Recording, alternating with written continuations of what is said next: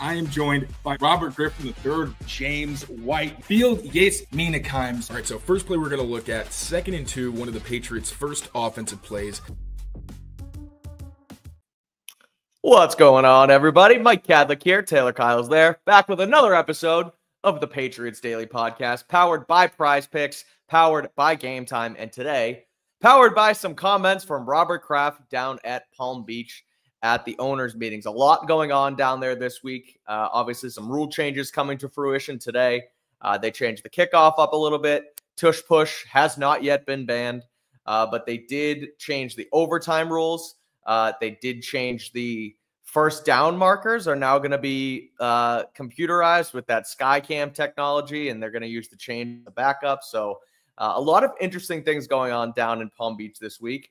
But locally, Robert Kraft spoke this morning. He had a lot to say, talking about the state of the franchise, talking about a lack of ashtrays in the plane. He said there's actually no ashtrays in the plane. So we'll get to a little bit of his comments regarding the NFL Players Association poll.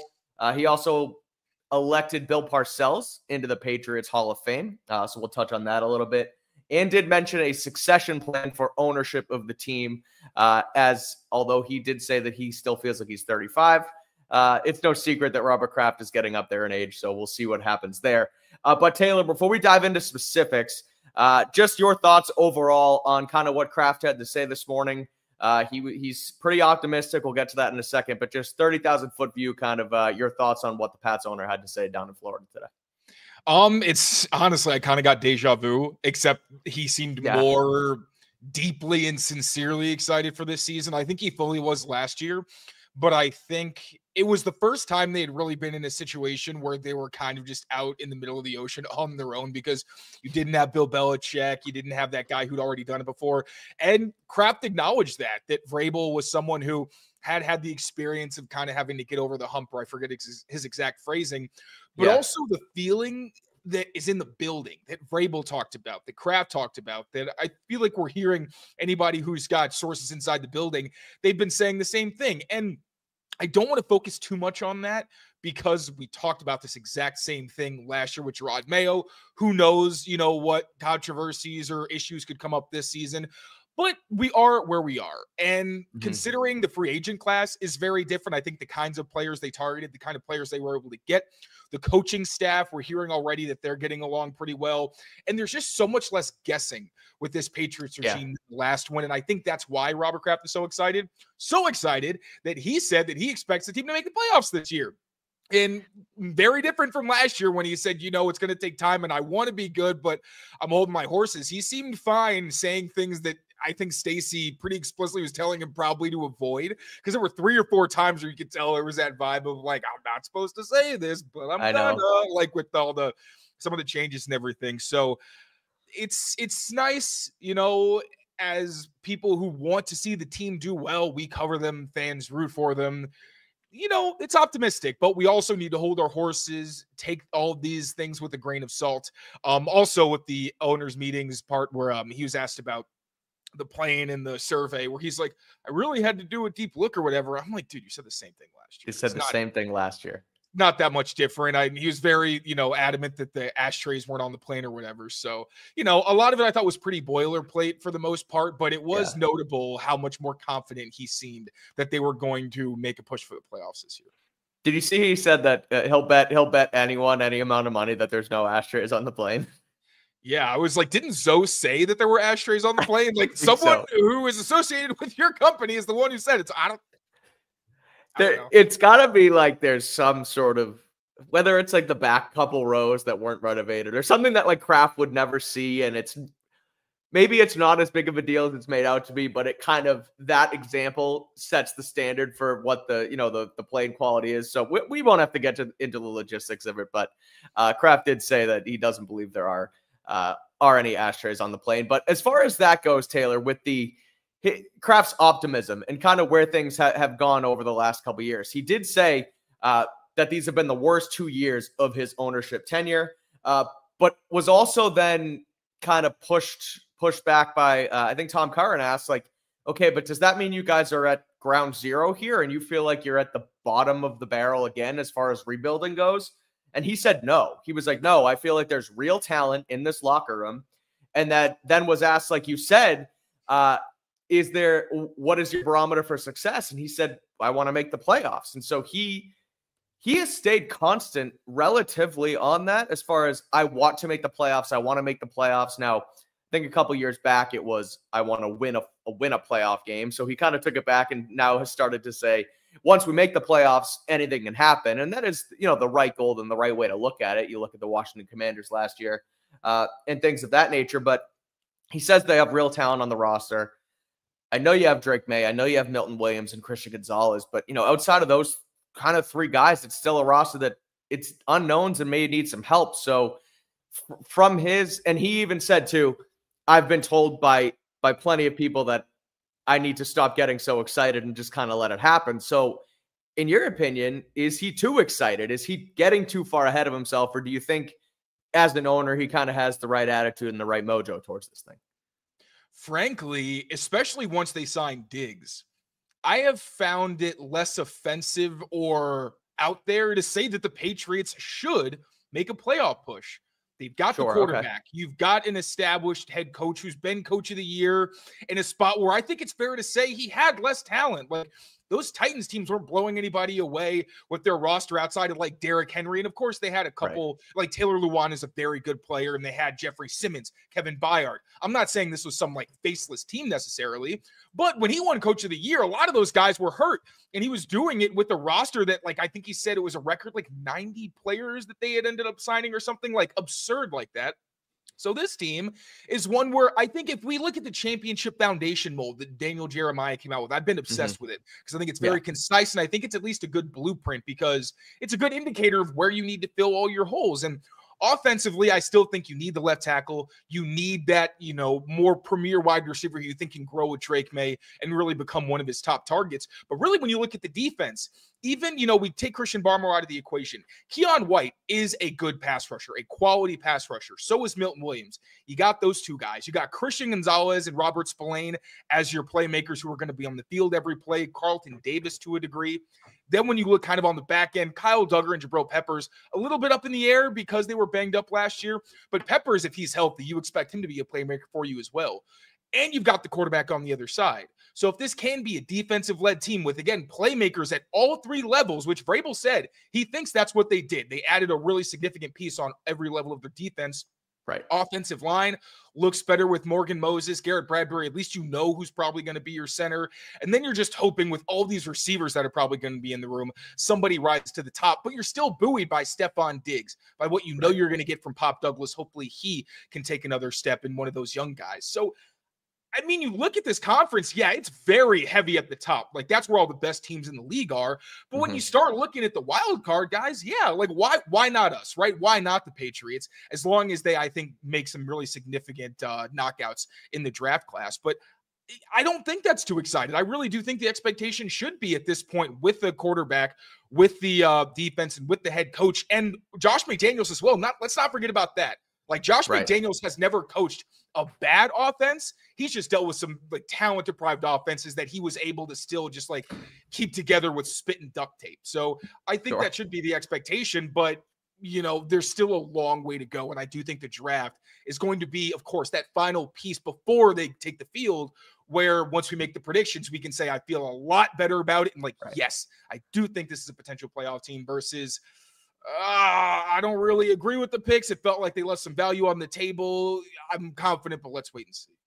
No, I agree. And I've sort of started to warm up to the fact that the expectation should be that they're in the mix down the stretch of December to get into the playoffs. Now, Robert Kraft said it himself today, and I know Mike Vrabel said it yesterday, that you need to draft well in order to stay successful. And you can't just keep patching things together with free agency. And we've said that multiple times here on the show over the last couple of days. But, if they do start to fill the wide receiver tackle hole, which we've talked about for years now, but they do have talent. And yes, I know I kind of shoehorned it into just Drake May, Milton Williams, and Christian Gonzalez. But, Stephon Diggs, you're right. I did forget about him, but I keep forgetting about him because, it feels like that is you can't necessarily bank on him because of the ACL and kind of we don't know where he is. But if it does come out and work, then he should be solid. So there are pieces here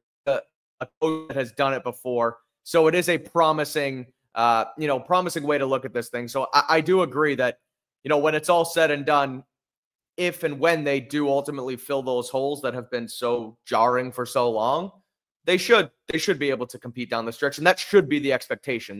They've had 2 really bad seasons in a row, as Kraft said. And when you are that bad, you get better draft picks. And if you hit on them, you should have success in not a quick turnaround, but you should be able to turn yourself around relatively quickly. And I think the Patriots are, in a spot to do that. So maybe he is over his skis only because he's said the same thing over the last couple of years and they've still been bad. But I think that this year there's actually some, tangible evidence that they can be able to compete. So we'll touch on Bill Parcells being inducted into the Patriots Hall of Fame, as well as the succession plan Robert Kraft has set up for the Patriots. But first, a quick word from our friends over at Prize Picks. We'll be right back. Prize Picks is the best place to get real money sports action. With over 10 million members and billions of dollars in awarded winnings, Prize Picks has made daily fantasy sports accessible to all. And all you got to do is pick more or less on at least 2 players for a shot to win up to 1,000 times your cash. So run your game all season long on Prize Picks. They now offer Venmo, Apple Pay, MasterCard, and more for quick and easy deposits into your account this sports season. And the second half of the basketball season is officially here, and the race to the playoffs is heating up on Prize Picks. So don't miss your chance to cash in as the league's best fight for playoff positioning. You think LeBron James will get more than 24 points? You think Giannis will get more than 35? Cook up those hot takes with your friends and win real money this basketball season. All you got to do is sign up on the Prize Picks app today. Download the app and use that code CLNS. You get $50 instantly after you play your first $5 lineup. Again, download the app and use code CLNS to get $50 instantly after you play your first $5 lineup. Prize Picks, run your game. That's Prize Picks. You know them. Head over there. Use code CLNS. $50 instantly after you play $5. Third Prize Picks lineup. Celtics in a row that I've hit Taylor last night. We're on a roll. We're cashing in.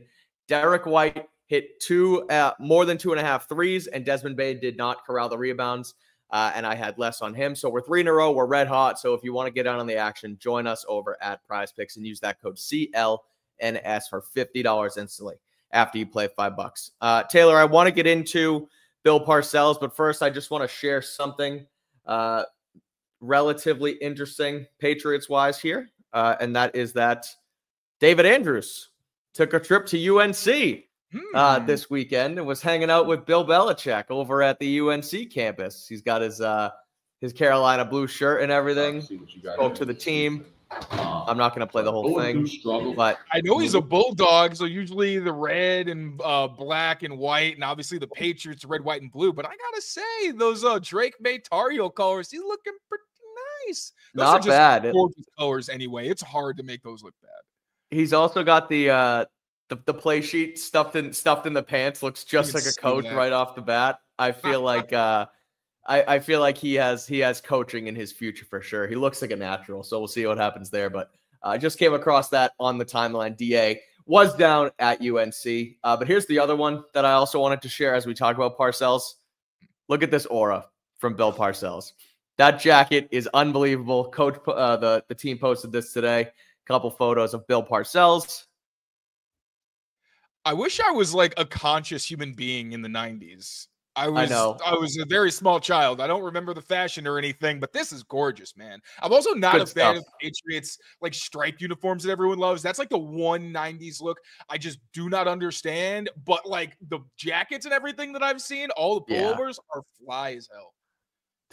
Tough stuff. Good stuff. But so that's the news of the day we want to get to. We'll talk about one more thing at the end. But Bill Parcells is headed to the Patriots Hall of Fame. Robert Kraft inducted him as a contributor this morning, said he called Parcells, asked him if he would be kind enough to accept an invitation. He had been a finalist for 5 years, Kraft said this morning, and that while both of them are alive, he wanted to get him inducted and get him in the Hall of Fame.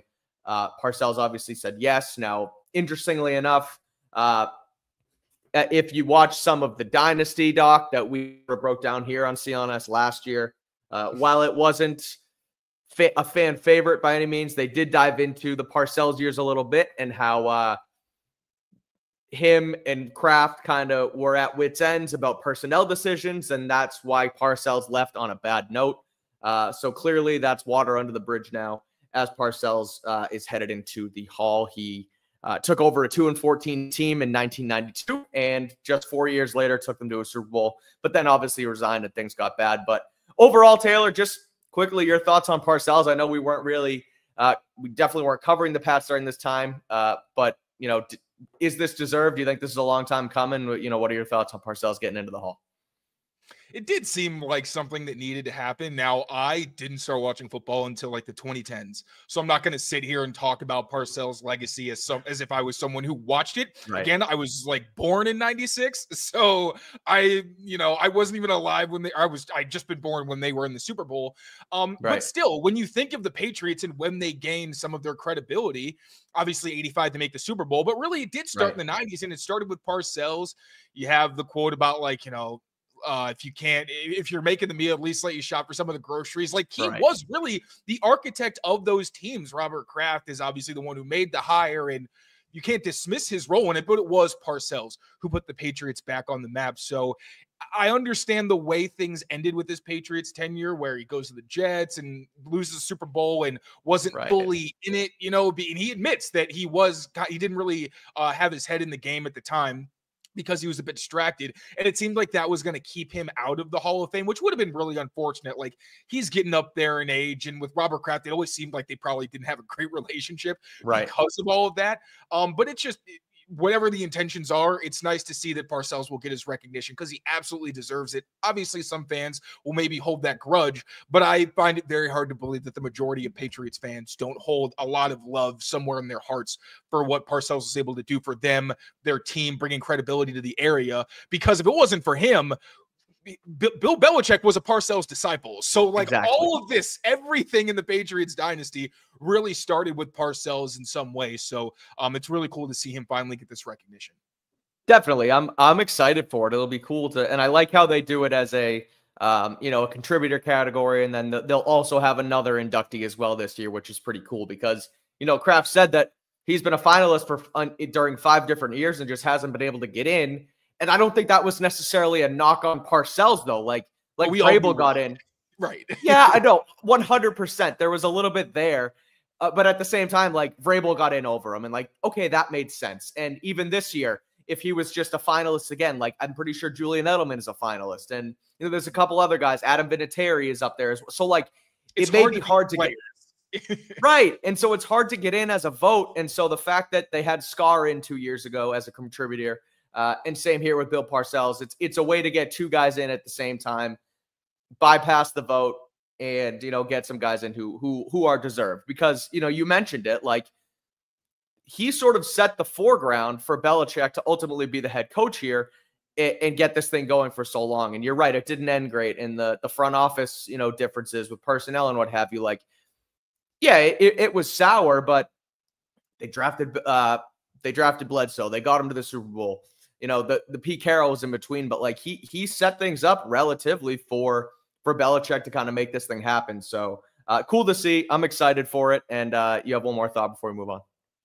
So in the contributor category, who are some other guys who deserve to be voted in? Just off the dome, Josh McDaniels, Matt Patricia, Ivan Fears.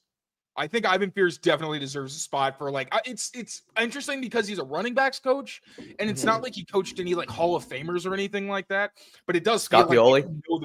Scott Pioli as well. Yeah, there's some, I'm trying to just think of some names who could maybe get it. Josh feels like, obviously he's a coach again, so I know. But if he wasn't, you feel like he should probably be a shoe-in. Maybe some of the older guys get in first, of course, you understand that, but I mean, like he worked with Tom for so long, was literally the architect of that offense in the second dynasty. So many, like all of those Super Bowl game plans, except for maybe the Falcons. But even then, I could probably look back and find something like you can look at something that Josh McDaniels specifically did that put them in position to succeed. Matt Patricia, obviously kind of similar on the other side of the ball. there's going to be some complications, kind of like of course thing where it ended poorly. So it throws a bit of a wrench in there, but I think it's kind of a fun conversation to think of who else could potentially be in that contributor category, because we had 2 separate dynasties, like Parcells went to, he didn't even win one with the team. So just think about some of the other guys that maybe like Dick Rabine, even for finding Tom and like as a post-posthumous kind of thing, that's a fun conversation. Maybe we do talk about it.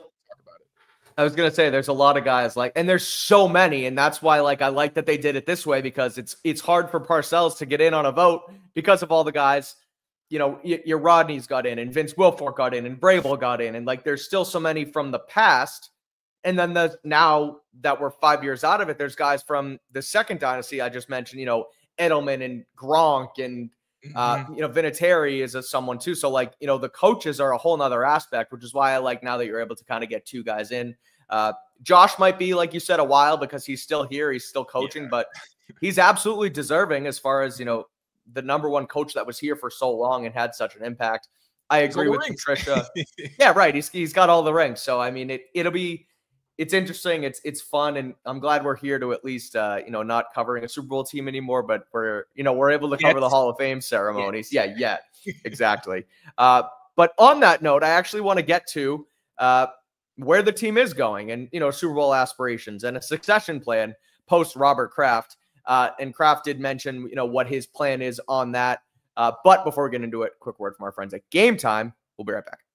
Patriots Daily is powered by Game Time, the best place to get tickets to all of your favorite events, not just sporting events, but concerts and shows as well. And they have their new feature called Game Time Picks, and it makes getting tickets to see your favorite teams play live even easier. They filter out the fluff and show you only incredible deals on great seats, so you don't have to waste time searching through thousands of tickets. They have super deals, they have great deals, they have amazing deals, and they have them right in the app. You can customize your spot and find the best place to see all of your favorite teams play. They have the lowest price guaranteed as well, along with event cancellation protection, job loss protection, and more. And you can also see your seat view right from the app. Not all ticketing apps have that, but Game Time does. You can see the Celtics, you can see the Bruins, you can see anything that's going on at TD Garden right here in the Boston area. So make sure you use Game Time when you're buying your tickets. With the Game Time Picks feature, all-in pricing, seat views, and more, it is the best place to find tickets. So download the Game Time app today, create an account, and use code CLNS for $20 off your first purchase. Terms apply. Again, create an account and redeem code CLNS for $20 off. Download Game Time today. What time is it? We got to get that fixed. But Taylor, what time is it? Game time. We'll do it again there. It is game time. You can get into Celtics, Heat at Celtics tomorrow night, 7:30 tip-off at TD Garden for as little as $78 right now on the Game Time app. They are a rival, as we know. And that is the all-in ticket price as well. You toggle that on, then they don't throw any hidden fees or BS tacked onto the end. It is exactly what you will pay. So head over to Game Time and use that code CLNS for $20 off your first purchase. Terms apply. And watch some games down at the TD Garden. All right, finally, to wrap this thing up, Taylor, I teased it long enough. You all know what I'm talking about. There's no secret, but Jonathan Kraft is the Patriots succession plan at owner. Robert was asked today, I think it was by Greg Bedard, about the fact that he's getting up there in age and how some other owners in the past have sort of stepped down and taken a back seat.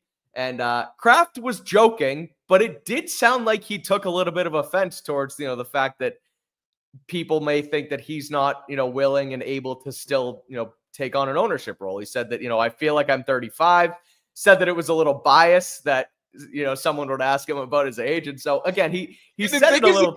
Like Greg didn't even say it didn't even feel like that's what he was going. No. It felt like a fair question. Yes, it was a fair question. He's old. He's up there. It's a fair question. And I like that Greg gave some examples too. And I forget who they were off the top of his head, but some other owners in his situation have stepped down, and given it to the son and kept the succession plan going. But Kraft, while saying that, let's see where this thing goes in a couple years, I'm still going to be here. I don't plan on taking a back seat. He did mention that, like all of their other businesses, they do have succession plans in place. We know that they had one in place for the head coach. with Bill Belichick and Gerard Mayo. They have another one in place, and Jonathan Kraft will take over. Feel like that's been fairly obvious. There's no selling the team aspect here. But your thoughts, I guess, on, Kraft making it official that, Jonathan is going to be next man up. I mean, we don't really know a whole lot about Jonathan. So, right. I mean, it makes sense. No one's Robert surprised. said it himself today that he kind of stays behind the scenes and, stays out of the football, but he doesn't make it about himself and has kind of stayed out of the limelight. And that he's been kind of involved in every decision for the past 30 years.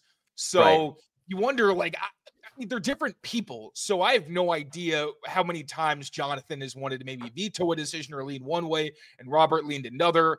One of my only impressions of Jonathan as a person was from the Dynasty doc. And it was when he talked about, I think it was the Globe, where they printed something that wasn't fully true. Yeah. And then he talked about how he was going to basically Biden would shut them down or something great, like a threat. Yeah. Yes. And I'm your family produced this and you look you sound like a mustache twirling villain in this. Kind of like a guy with too much money who doesn't understand how that kind of statement sounds to anybody else. That was kind of unsettling a little bit. I was like, oh, that was a little creepy that you did that. It was the it was Spygate, and the Herald posted inaccurate information about Spygate, and he basically said we have enough money to buy you out and take you down or something like that. And it was whoa, it was where did that? You probably had some say in the editing and you left that in. That's my only impression of this guy. But again, that's one small thing. I don't know this man. So, I really can't give too many thoughts on it, but it'll at least be interesting to see how the not dynamic. It's going to just be Jonathan at that point, but it'll be interesting to see how the team's decision-making and all that changes when Jonathan does take over. But ideally you've got Mike Vrabel in place and Drake Mays here for at least a decade. So when you have the coach and the quarterback, there's not a whole lot of times that the ownership needs to get involved, unless, of course, you have controversies, which hopefully this team will avoid like the plague for the foreseeable future. Yeah, I'm not. People have their opinions on the Krafts. I have not stayed away, but more so just been look, I understand there's gripes about spending and lack thereof, and Robert said it himself today that he's never told a coach or GM or, front office executive that we can't spend when they come to ask for money. And so until I'm proven wrong on that, I have to just take him at his word for it. I know they've mentioned the 3-year spending, how they kind of allot a certain amount and then they want to get back under the cap and things of that nature. That's, above my pay grade, frankly, but we'll have to kind of just wait and see what happens as far as when Jonathan takes over. I don't expect things to change all that much. I don't like to give credence to rumors that are unfounded. So some people say, oh, well, he wanted to get rid of Belichick 3 years ago and he would have kept Tom. And there's all these things that maybe he disagreed with Robert on that, but we don't know the answers. So there's no way of knowing that if those are really true. So look, until he takes over, I'm going to stay out of the casting any opinion on it. All I know is that he's just like under his father has had success running this football team. And, until that changes, we'll see what happens. But it's noteworthy that Robert at least said that, he's been by my side for 30 years and he will ultimately take over this team when it's all said and done. So any final thoughts on anything Kraft had to say today at the owners meetings, Taylor, before we get out of here and let you on with the rest of your Tuesday afternoons here?